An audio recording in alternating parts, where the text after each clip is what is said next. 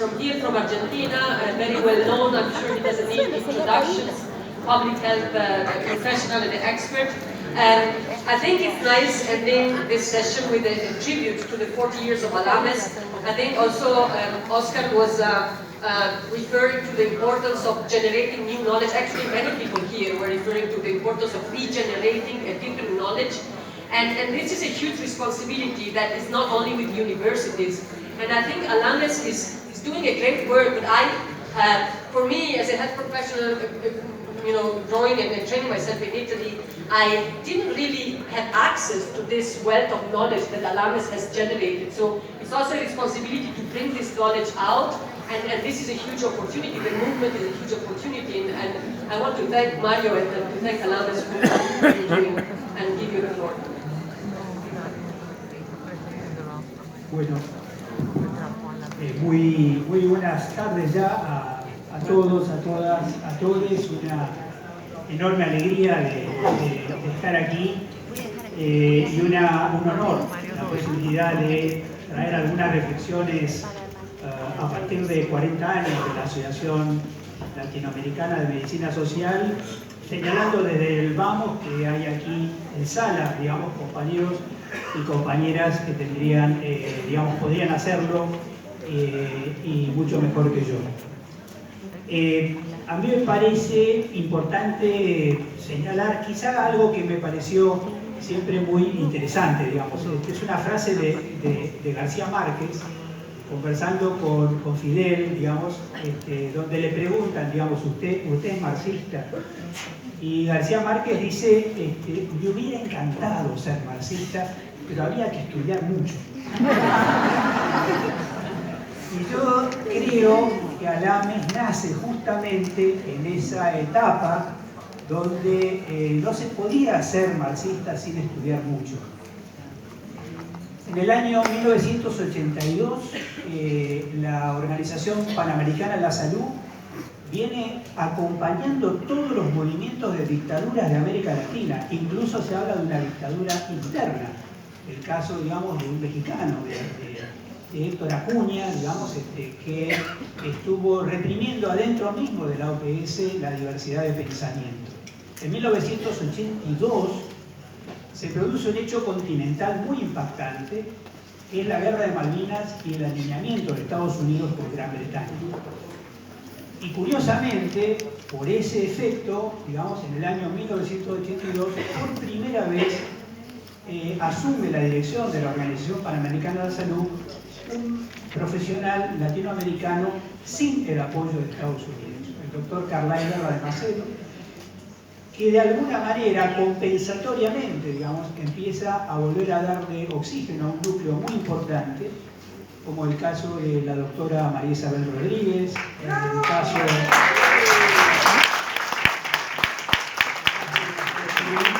compañero Miguel Márquez, y el caso también, fundamentalmente, de quien más estudiaba en ese momento y para esa época, el doctor Juan César García.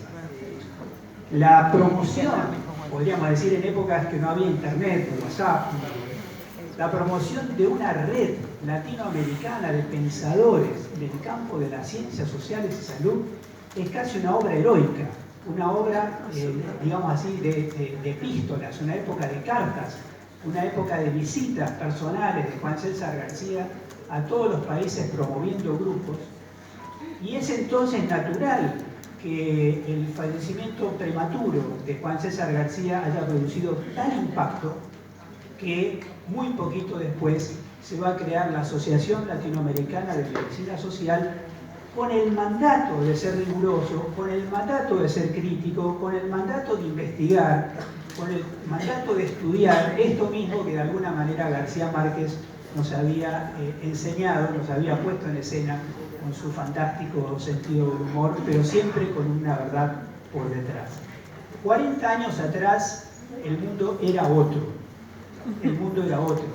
Era sembrar en el mundo de la Guerra Fría, sembrar en el mundo de las terceras posiciones, sentar en el mundo de una Europa equidistante de los dos grandes imperios de ese momento, sembrar en un contexto absolutamente diferente cuando ya muchos partidos de izquierda empezaban a diferenciarse de la URSS, en el caso de Italia, en el caso de Brasil, digamos muy concretamente, donde se va macerando esta nueva posición de izquierda que va a sobrevivir a la caída del muro de Berlín y que nos va a permitir decir que si uno analiza los 40 años de Alames, Alames se vuelve, para algunos compañeros va a ser gráfico esto, Alames se vuelve fundamentalmente una institución gramsciana orientada fundamentalmente a la construcción del sentido común.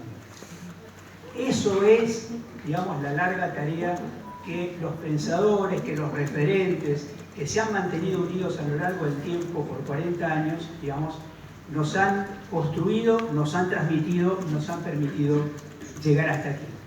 Con deudas, digamos, con la siempre mayor aspiración de poder articular con los movimientos sociales, con siempre mayor deseo de articular con procesos políticos más complejos, pero siempre con este mandato fuerte, digamos, que se va a encontrar a principios del siglo XXI, digamos, con el movimiento por la salud de los pueblos. Y de ese encuentro también vale la pena señalar, porque no quisiera olvidar esto, porque a mí me parece casi la frase que me ayuda a orientar fundamentalmente el diálogo identitario, porque para profundizar alianzas hay que también comprender y ponerse en el lugar del otro. Esa fantástica reflexión, si se quiere autocrítica, de Halfdan Mahler, parado en el año 2000, diciendo, digamos, señores, a la atención primaria le ha ido mejor que a salud para todos. Nos hemos olvidado de salud para todos, nos hemos olvidado de la lucha por la equidad y hemos transformado un medio en un fin, digamos. Y esto es fundamentalmente un mandato que Alames comprendió como la base central de la posibilidad de una alianza estratégica entre Alames y el movimiento por la salud de los pueblos.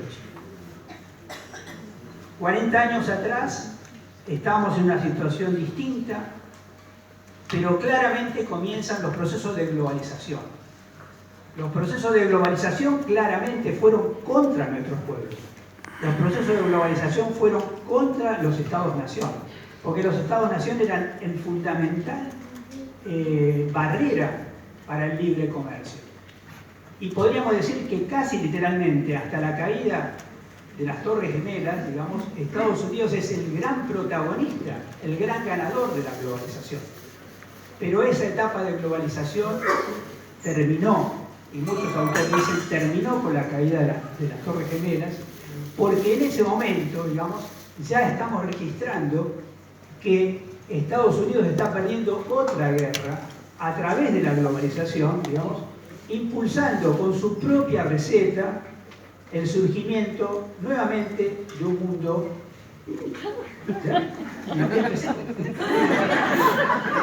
Después se van los intérpretes, entonces bueno.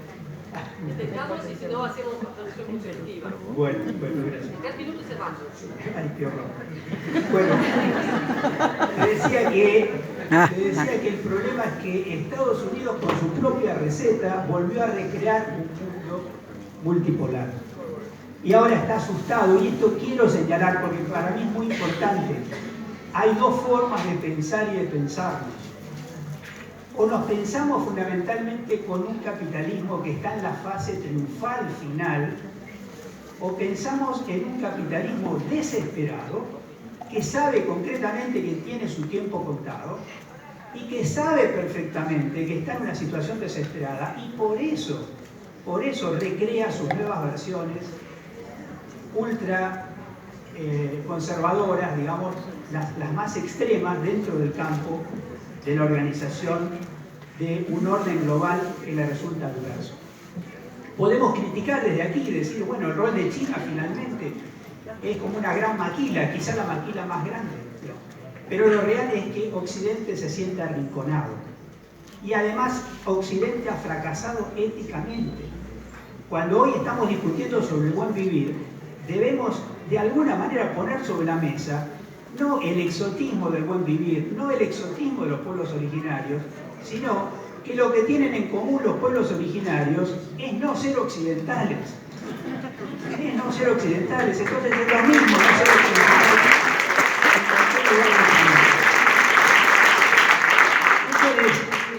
al enunciado judeocristiano, digamos, de dominarás la tierra, ¿no?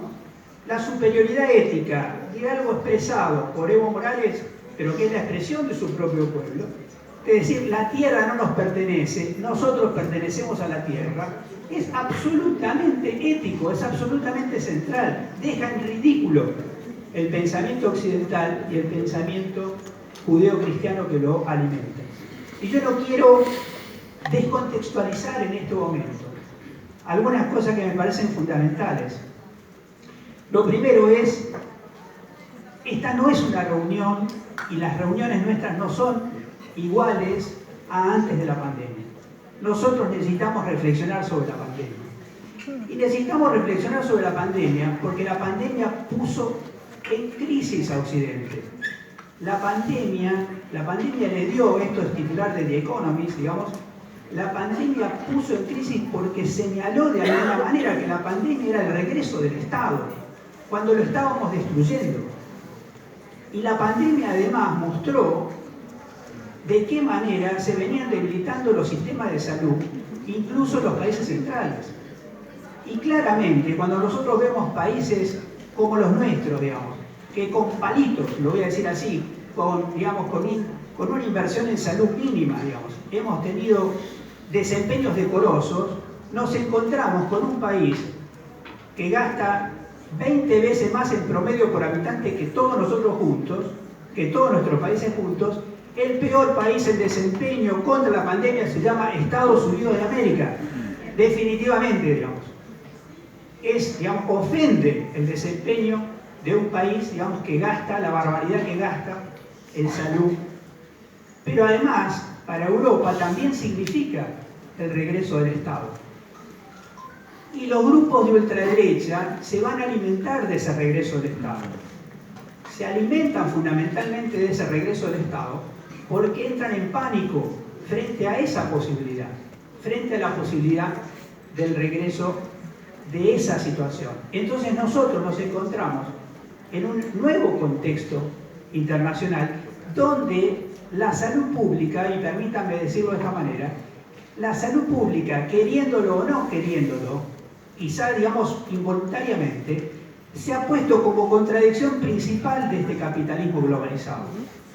Se ha colocado en ese lugar exactamente igual que cuando en la época de Birkhoff estábamos hablando, digamos, entre las contradicciones entre, digamos, la salud y el capitalismo. Ya lo decía Birkhoff, digamos, el capitalismo mata, digamos. Y ahora el capitalismo globalizado mata globalizadamente. Y esto concretamente es la situación que transforma entonces a esta reunión no en una reunión interna, digamos, no en una reunión que debe agotarse la autocrítica de las 1000 cosas que debemos cambiar, sino también en la organización de salir de una lucha a la defensiva a una lucha a la ofensiva.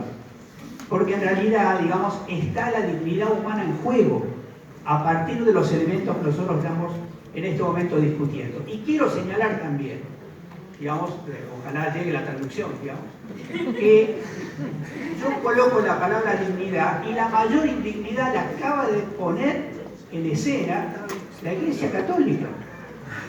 Nosotros no terminamos de entender, porque nos gusta tener un papa argentino, digamos, no terminamos de entender el abrazo con Milei, digamos, cuando aparece la Dignitas Infinitus. Salió, digamos, a los medios el día de ayer. ¿Y qué dice, digamos, esta indignidad infinita del Vaticano y de la Iglesia Católica y de la lucha por la fe? Resulta que de las 13 grandes indignidades que tiene el mundo, al mismo nivel, de la misma categoría, están la guerra, la pobreza, el abuso contra los migrantes, está colocado en el mismo nivel que el aborto, está colocado en el mismo nivel que la identidad y el cambio de identidad sexual, está colocado en el mismo nivel que la eutanasia, digamos. Entonces la dignitas es una indignitas donde nuevamente, digamos, Occidente se pone en ridículo, digamos, sin entender todo lo que significa la capacidad de nuestros pueblos, entre otras cosas, de recuperar no solamente otra relación con la Madre Tierra, sino también otra relación con nuestro propio cuerpo, del cual nuevamente, digamos, la Iglesia Católica intenta desalojarnos. Entonces estamos en una situación muy especial, ahí voy cerrando, estamos en una situación muy especial donde yo quiero poner solamente esta frase que me acompaña, digamos, para señalar: no hemos hecho lo suficiente, no hemos hecho lo suficiente. Y esta frase es: mientras pelean separados, son derrotados juntos. Mientras pelean separados, son derrotados juntos. Quiero decir, no es tiempo para las diferencias menores. No es tiempo, digamos, para las contradicciones secundarias. Es tiempo de construir consensos mínimos para ponerle fin, digamos, a este genocidio planificado del capitalismo global. Muchas gracias.